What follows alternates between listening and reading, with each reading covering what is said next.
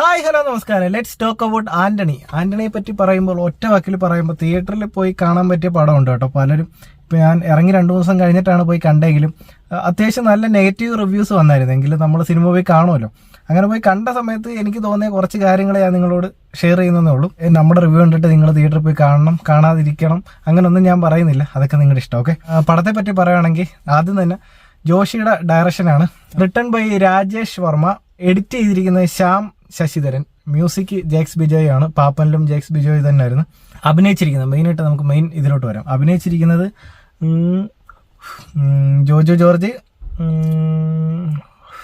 കല്യാണി പ്രിയദർശൻ, ചെമ്പം വിനോദ് ജോസ്, നൈല ഉഷ, ഇങ്ങനെ ഒരുപാട് വലിയ താരനിരകളുണ്ട്. സ്റ്റാർ കാസ്റ്റ് വെച്ച് നോക്കുമ്പോൾ ജോജു, നൈല ഉഷ, ചെമ്പം വിനോദ്, നമ്മുടെ വിജയരാഘവൻ, ഇങ്ങനെ ഒരു നീണ്ട നിരയുണ്ട്.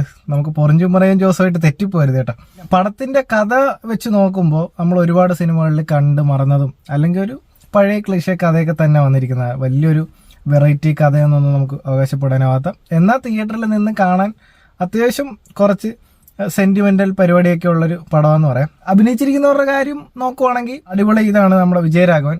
ചെമ്പം വിനോദ് ജോസ് ഒരു അച്ഛനായിട്ടാണ്. കല്യാണി പ്രിയദർശൻ നല്ല അടിപൊളിയായിട്ട് ചെയ്തിട്ടുണ്ട്.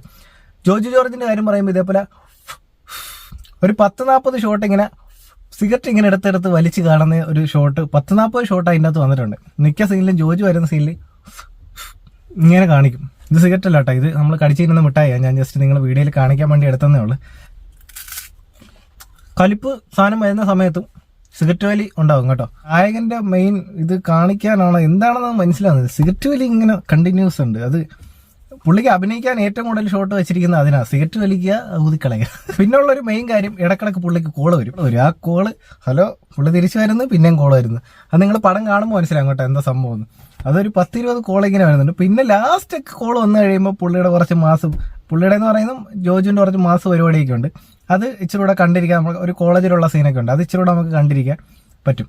ഈ ചെമ്പം വിനോദ് ജോസ് ഇതിൻ്റെ അകത്ത് അച്ഛനായിട്ടാണെങ്കിലും നല്ല അടിപൊളിയായിട്ട് ചെയ്തു വെച്ചിട്ടുണ്ട്.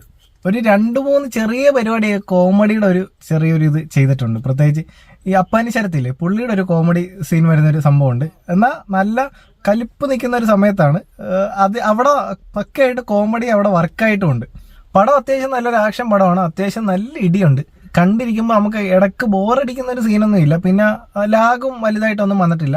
ഫാമിലിയുടെ കഥ വരുമ്പോഴാണെങ്കിലും ലാഗ് അടുപ്പിക്കാതെ കുറേയൊക്കെ കട്ട് ചെയ്ത് അങ്ങനെ ഒരു രീതിയിലാണ് കൊണ്ടുപോകണം. അതുകൊണ്ട് നമുക്ക് വലിയ ലാഗ്, ഈ ഫാമിലിയുടെ ഇതൊക്കെ വരുമ്പോൾ കുറേ ഇത് കുത്തിക്കയറ്റി അങ്ങനെ വരുന്നൊരു സംഭവം ഉണ്ടല്ലോ, അതൊന്നും ഈ പടത്തിൽ വന്നിട്ടില്ല. അത് നല്ല അടിപൊളിയായിട്ട് ചെയ്തിട്ടുണ്ട്.